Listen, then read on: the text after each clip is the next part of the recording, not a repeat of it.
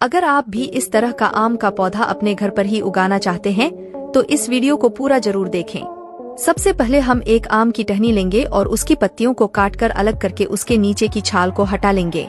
उसके बाद हम एक प्याज लेकर उसे काटकर उसमें छेद कर देंगे और उसमें एलोवेरा जेल डाल देंगे। फिर आम की टहनी पर कोलगेट का पेस्ट लगाकर उसे प्याज में लगा देंगे। उसके बाद एक गमला लेकर उसमें मिट्टी भरकर एक गड्ढा बना देंगे और बारीक एलोवेरा काटकर उसमें डाल देंगे। फिर आम की टहनी को गमले में लगाकर उसमें एक कोको कोला कैन डाल देंगे और मिट्टी से उसे अच्छे तरीके से ढक देंगे। उसके बाद लगभग 20 दिन बाद आप देखेंगे कि हमारे आम के पौधे में फूल लग चुके हैं और अब हम उसे वहां से निकाल कर दूसरी जगह लगा देंगे और पानी से उसकी सिंचाई कर देंगे। उसके बाद लगभग 100 दिन बाद आप देखेंगे कि हमारे पौधे में आम के फल लग कर तैयार हैं खाने के लिए। दोस्तों, आज हम सीखने वाले हैं सेब के पेड़ पर एयर लेयरिंग करने का आसान तरीका। तो सबसे पहले हम एक स्वस्थ सेब की शाखा का चुनाव करेंगे और शाखा के दोनों तरफ कुछ इस तरह से गोलाकार कट लगा देंगे। उसके बाद चयनित शाखा से छिलके का 1 से 2 इंच का हिस्सा सावधानी पूर्वक हटाएंगे और छाल को पूरी तरह से हटाकर चाकू से छिले हुए भाग पर हल्का हल्का रगड़ेंगे ताकि कैम्बियम परत दिख सके। फिर एक एलोवेरा काटकर उसके जेल को कटे हुए भाग पर लगा देंगे और एक प्लास्टिक का गिलास काटकर उसे शाखा में सेट कर देंगे और इलेक्ट्रिक टेप से उसे चिपका देंगे। उसके बाद कोकोपिट लेकर उसमें पानी मिक्स कर देंगे और गिलास को कोकोपिट से पूरी तरह से भर देंगे। फिर एक प्लास्टिक कवर से गिलास को ढककर जिप की मदद से उसे अच्छी तरह से बांध देंगे।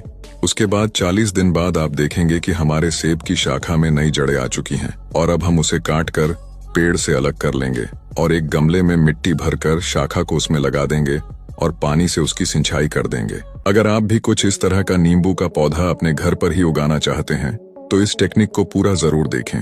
सबसे पहले एक अच्छी वैरायटी के स्वस्थ और मैच्योर नींबू की शाखा का चुनाव करना है और चाकू से उसमें कुछ इस तरह से तिरछा कट लगा लेना है।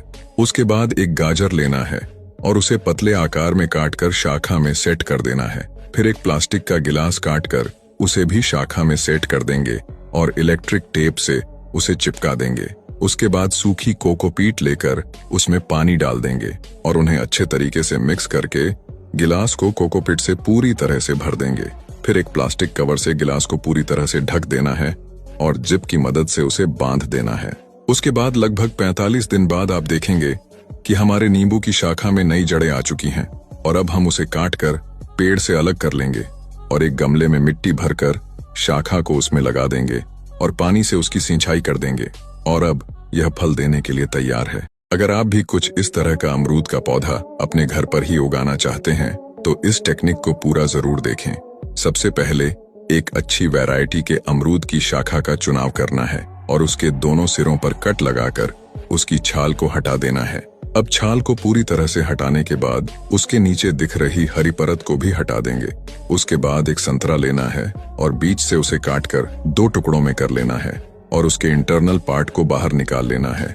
अब एक बर्तन में कोकोपिट लेकर उसमें पानी मिक्स कर देंगे और संतरे के कवर को कोकोपिट से भरकर अमरूद की कटी शाखा में उसे सेट कर देंगे और जिप की मदद से उसे बांध देंगे। फिर एक प्लास्टिक कवर से संतरे को पूरी तरह से ढक देंगे और जिप से उसके दोनों सिरों को बांध देंगे।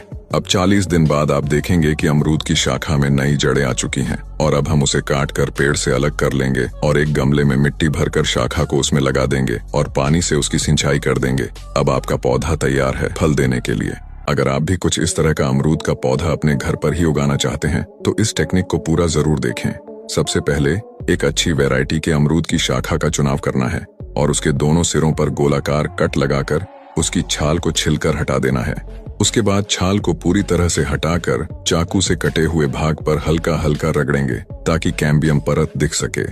अब पानी से छिले हुए भाग को अच्छी तरह से धो लेंगे और एक एलोवेरा काटकर उसके जेल को शाखा के कटे हुए भाग पर लगा देंगे।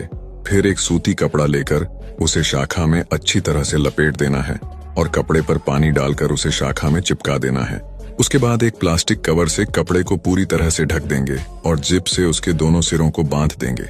अब 1 महीने बाद आप देखेंगे कि अमरूद की शाखा में नई जड़ें आ चुकी हैं और अब हम उसे काटकर पेड़ से अलग कर लेंगे और एक गमले में मिट्टी भरकर शाखा को उसमें लगा देंगे और पानी से उसकी सिंचाई कर देंगे। अब आपका पौधा तैयार है फल देने के लिए। दोस्तों, आज हम सीखने वाले हैं एलोवेरा का उपयोग करके नींबू के पेड़ पर एयर लेयरिंग करने का नया तरीका।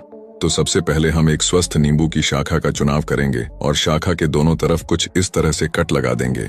उसके बाद चयनित शाखा से छिलके का 1 से 2 इंच का हिस्सा सावधानी से हटाएंगे और चाकू से छिले हुए भाग पर हल्का हल्का रगड़ेंगे ताकि कैम्बियम परत दिख सके। फिर एक एलोवेरा के 2 टुकड़े लेंगे और उनके बीच की छाल को हटा देंगे और नींबू के कटे हुए भाग पर उसे सेट करके जिप से बांध देंगे।